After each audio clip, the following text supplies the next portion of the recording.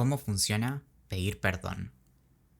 Este correo de cómo funcionan las cosas fue enviado el 22 de enero de 2023.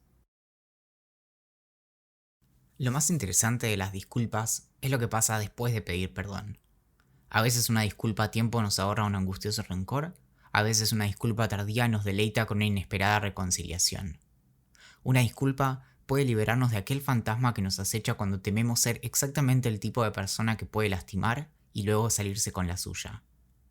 En castellano, el término disculpa no guarda mucho misterio, sino que es simplemente la conjunción del prefijo en latín dis, separación o divergencia, con culpa, falta o imputación, que alude a la justificación ofrecida. En inglés, el término preferido suele ser apology, que viene del latín apología, a través del griego antiguo apología, una defensa que no necesariamente involucra el reconocimiento de una transgresión. Si bien en inglés este ya no es su uso, en castellano apología mantiene aquel sentido original. La historia de las disculpas parece resumir el recorrido desde el mundo clásico, en el que una apología era una forma de defenderse, hasta el mundo contemporáneo, en el que todo parece ofender a alguien. En cierto sentido, la vida no es más que una larga secuencia de ofensas provocadas y sufridas, y las disculpas son la herramienta con la que contamos para mantener el equilibrio. Es por eso que se vuelve casi imposible pensar en cualquier tipo de justicia si no se contempla pedir perdón. Una sociedad en la que las personas se respetan mutuamente, en la que se legitiman las experiencias, pensamientos y sentimientos ajenos, solo puede funcionar cuando contamos con un efectivo mecanismo por el cual podemos intentar arreglar aquello que rompemos. O, como dice Ambrose Bierce en su diccionario de 1906, disculparse es sentar las bases para una futura ofensa. Probablemente la mayoría de disculpas no sean más que breves intercambios que en su irrelevancia ni siquiera registramos. Nos disculpamos con la persona a la que chocamos cuando esperábamos en la cola, por la demora en responder aquel correo a tiempo, por aquel malentendido, por tener que pedir algo, o por no haberlo hecho, o por cualquier otra nimiedad. Las disculpas, en su forma más simple, no son más que aquello que acompaña al cotidiano ejercicio de la empatía. Las disculpas quizá más interesantes son aquellas que se caracterizan por el dolor fuera del tiempo que pueden sentir una o ambas partes, que es lo que las motiva en primer lugar. La renuencia inicial a hacerlo, su simplicidad o innecesaria sofisticación, el alivio que se despliega como un nudo que se desata luego de que las disculpas hicieron su parte, la culpa de quien ha ofendido junto a la generosidad espontánea y el perdón por parte de quien se ha ofendido, y, si todo sale bien, la reparación de un vínculo. Disculparnos es incómodo porque nos pone de frente a nuestra disonancia cognitiva. Implica reconocer que a veces no somos la persona que creemos y queremos ser, y esa contradicción se paga con malestar y evitación. Nos obliga a renunciar a cierto poder, el que tiene alguien más de perdonarnos. Por supuesto, también existen otras disculpas, aquellas que generalmente llegan a los diarios, en las que una persona debe disculparse ante muchas otras, a veces en nombre propio, y otras en nombre de un grupo como una empresa, una organización o un estado. Son estas últimas las que han sugerido la posibilidad de que estemos viviendo en una suerte de era dorada de las disculpas. Todas las semanas alguien sale a pedir perdón públicamente por fondos públicos que se han malgastado, por haber ofendido a tales o cuales personas, o por no haber cumplido con aquella tarea que se le ha encomendado, o incluso por algo que sucedió hace mucho, mucho tiempo. Al mismo tiempo, algunas disculpas indispensables suelen brillar por su ausencia, quizá porque quienes han ofendido no consideran haber obrado mal, o bien porque en su seguidilla de escándalos públicos especulan con que este último quede tapado por el próximo, o bien porque temen con justicia que éstas sean usadas en su contra, o bien porque consideran, como el personaje de John Wayne en aquel western de 1949, que las disculpas son un signo de debilidad.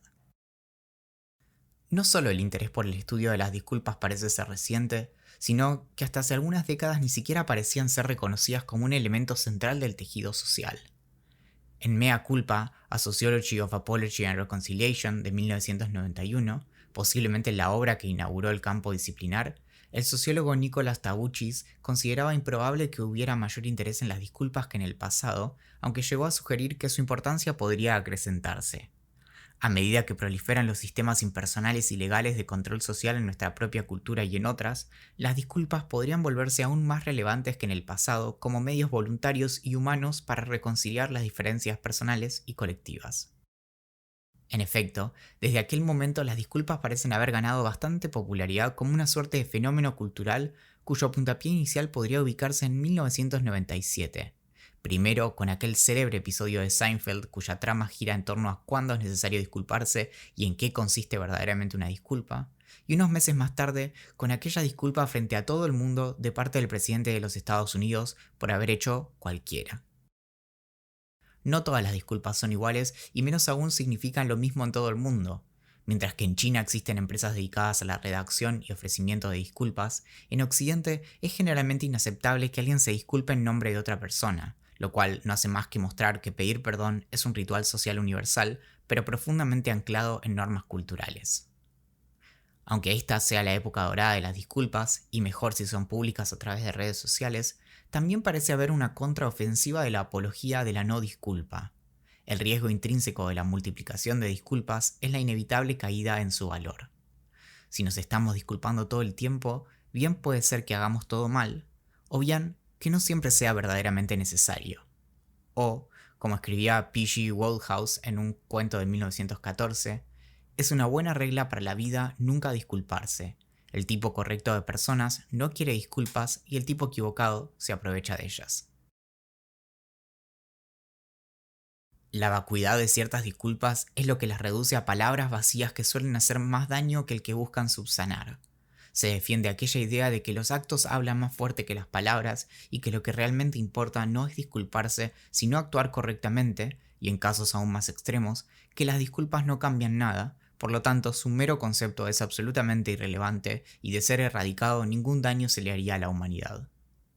Esto último suena bastante bien, pero es absolutamente impracticable. Es imposible no meter la pata de vez en cuando.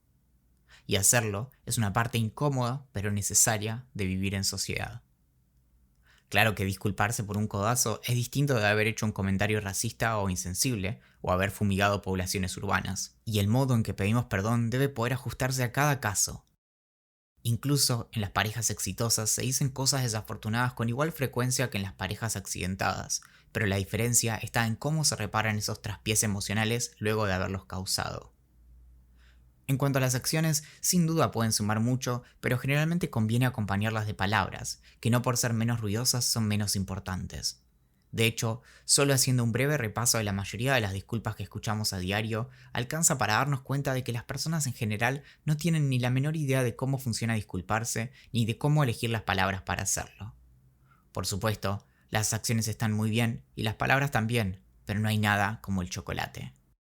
Como explican Marjorie Ingal y Susan McCarthy en Sorry, Sorry, Sorry de 2023, cuando las papas queman no sabemos disculparnos. No sabemos cuándo debemos aclarar por qué nos disculpamos, esto es, la mayoría de las veces, o cuándo es importante no hacerlo, como en el caso de perdón por decir que tu gato es gordo.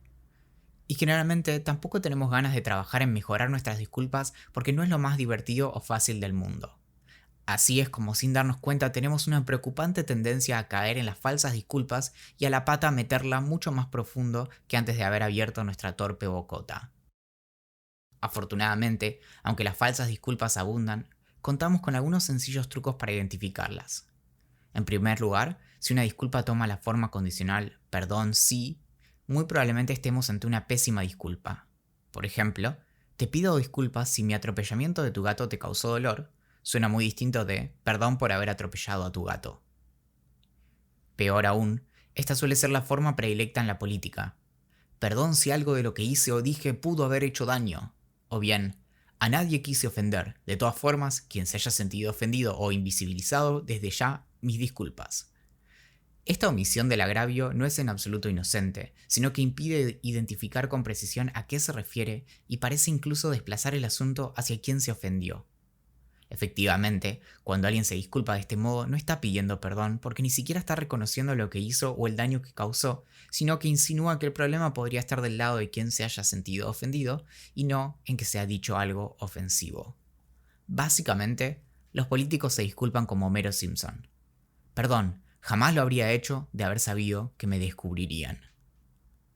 Por otro lado, como indican Ingalls y McCarthy, algunas pésimas disculpas suelen estar envenenadas y en su misma forma ocultan otro agravio, como en el popular perdón, pero que siguiendo con el ejemplo anterior podría ser perdón por haber atropellado a tu gato, pero es que tenés demasiados.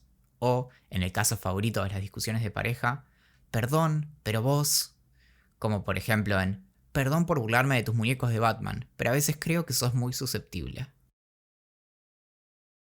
Muchas veces también se nos vuelve terriblemente irresistible usar la voz pasiva. Como esto puede ser lingüísticamente desafiante, la profesora Rebecca Johnson diseñó la prueba de los zombies. Si puede agregarse por zombies luego del verbo, se trata de voz pasiva. Conviene ejemplificar. Perdón por los platos que no han sido lavados, por zombies, debería reemplazarse por perdón por no haber lavado los platos. O los clásicos, algunos viejos tweets fueron difundidos y algunas bombas fueron soltadas sobre poblaciones civiles. Malditos zombies. Como dice en su libro la comediante Francesca Ramsey, si bien creo que cualquiera puede crecer y aprender, sé que no todos quieren. Lamento que te sientas así, siempre será más fácil de decir que lamento haberte hecho sentir así, intentaré mejorar. Cabe recordar que nada importa si todos tus chistes son ofensivos o que el hecho de haber insultado a medio país te haya hecho sentir pésimo. Disculparse no se trata de tus sentimientos, sino del bienestar de aquellas personas a las que lastimaste. Y que tengas una afición por ofender gratuitamente puede ser una explicación de un cuestionable criterio, pero no una justificación de algún tipo. La forma más fácil de arruinar una disculpa es con una excusa, que no es lo mismo que una explicación. Pero cuando una explicación se vuelve excusa no es algo fácil de determinar. Es precisamente el modo torpe y esquivo en que suelen formularse ciertas disculpas lo que hace que sea difícil identificar si son genuinas o una mera apología, es decir, una defensa de la forma en que se actuó. Una sencilla manera de identificar la diferencia es preguntar si la parte que se disculpa lo volvería a hacer. En el caso de las disculpas políticas, generalmente se trata de meras apologías y ante la pregunta de si se volvería a actuar de aquel modo, alcanza con remitirse a lo que en su lugar diría Homero Simpson. Aunque no hay una forma única de disculparse correctamente, hay ciertos elementos que siempre deberían estar presentes. En particular, decir que nos disculpamos y especificar por qué.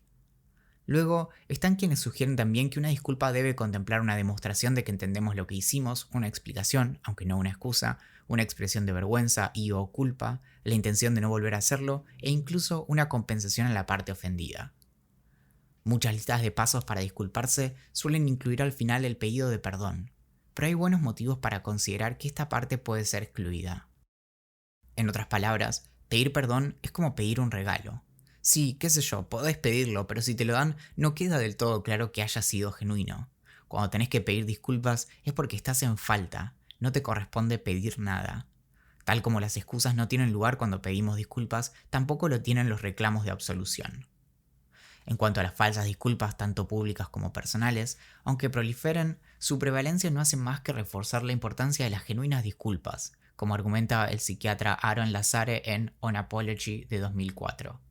De hecho, parecería ser que las falsas disculpas no buscan otra cosa que secuestrar los beneficios de las verdaderas disculpas sin realmente merecerlos. La responsabilidad de reconocer el daño realizado, ofrecer una verdadera compensación y comprometerse con evitarlo en el futuro son el precio de una disculpa efectiva. Emprenderlas requiere honestidad, generosidad, humildad, compromiso, coraje y sacrificio. En otras palabras, las recompensas de una disculpa efectiva solo se pueden ganar, no pueden ser robadas, explica. Lazare ofrece algunas teorías para explicar el renovado interés en pedir perdón. Una podría ser la connotación de nuevo comienzo que vino aparejada con el nuevo milenio, como si cambiar de página en un calendario tuviera el mágico efecto de enfrentarnos a una hoja en blanco. Otra, quizá más atractiva, podría estar relacionada con la creciente globalización, que aumenta la importancia de las disculpas en dos aspectos. Ya nada ni nadie está muy lejos y las disculpas son indispensables para un vecindario en paz, y ya nada puede mantenerse en secreto por mucho tiempo. La circulación facilitada de la información y, en consecuencia, de nuestras ofensas, hace que la expectativa de nuestras disculpas aumente. Pero quizá la más relevante de todas sea la evidente crisis de las dinámicas de poder que durante demasiado tiempo se mantuvieron inmóviles. Al menos de este lado del mundo, aunque solo sea de a ratitos, parece haberse vuelto más difícil salirse con la suya al cometer ciertas injusticias. De repente, un montón de voces que fueron sistemáticamente dejadas de lado parecen haber logrado cierto éxito en establecer la revolucionaria idea de que ellas son personas también, y que, por lo tanto, probablemente merezcan algunas disculpas. Aunque pueda parecernos una mera formalidad trivial que alguien se disculpe, especialmente si es en nombre de una organización que actuó de forma injusta, alcanza para hacernos saber que nuestro malestar estuvo justificado, que algo malo de hecho nos sucedió y que no se trata de apenas un patético ejemplo de nuestra sobredimensionada sensibilidad haciendo de las suyas. Las disculpas hacen público y real el conocimiento de que no estuvo mal que nos sintiéramos mal cuando nos hicieron daño. Incluso si su causa es un evento desafortunado, una verdadera disculpa a todas luces permite vislumbrar la belleza de la complejidad de nuestras emociones y comportamientos, que en la forma de un simple ritual logra restaurar la dignidad humana. En palabras de Lazare, en una disculpa vemos la interacción de la vergüenza, la culpa y la humillación, lo que motiva la reconciliación, el papel que desempeñan las negociaciones, la transferencia de poder y el respeto entre dos partes, la importancia del sufrimiento de quien ha ofendido, el proceso de curación, el perdón y la importancia de enseñar a disculparse al pedir perdón a otras personas. Es esto último lo que hace la paradoja de las disculpas, el hecho de que puedan ser notablemente complejas y sin embargo simples y directas al mismo tiempo, fundamentalmente iguales pero cada una de ellas única. Pero sobre todas las cosas, aprender a disculparse de verdad es lograr un mayor conocimiento acerca del mundo y del modo en que nos desenvolvemos en él. Disculparnos genuinamente nos obliga no solo a revisar si somos la persona que creemos que somos, sino también a cuál es el efecto que podemos tener en el mundo. La única forma de existir y nunca disculparse no es lograr una elevada perfección, sino dejar de existir, porque vivir es meter la pata y aprender a reconocerlo. Con cada disculpa, de las verdaderas, nos arrimamos un poco más a cómo quisiéramos que sea nuestra huella en el mundo, pero también hacemos nuestra minúscula parte en mostrarle al resto cómo creemos que deben tratarse las personas entre sí. Disculparnos no solo es aprender, sino también enseñar a ser más amables, aunque solo sea para que nadie deba cometer nuestros mismos errores. Lo más interesante de las disculpas es lo que pasa después de pedir perdón, porque tiene la potencia de cambiar quiénes somos. En palabras de James Baldwin, no todo lo que se enfrenta se puede cambiar, pero nada se puede cambiar hasta que se enfrenta. Este correo de cómo funcionan las cosas fue enviado el 22 de enero de 2023. Mi nombre es Valentín Muro y desde 2017 cada domingo envío un correo acerca de un tema distinto, explorándolo desde la ciencia, la historia, la filosofía y la literatura. Si quieres suscribirte, puedes hacerlo desde el enlace en la descripción de este episodio o buscando cómo funcionan las cosas en Google. Y si quieres apoyar mi trabajo, puedes sumarte al Club de la Curiosidad en curiosidad.club. Gracias por escuchar.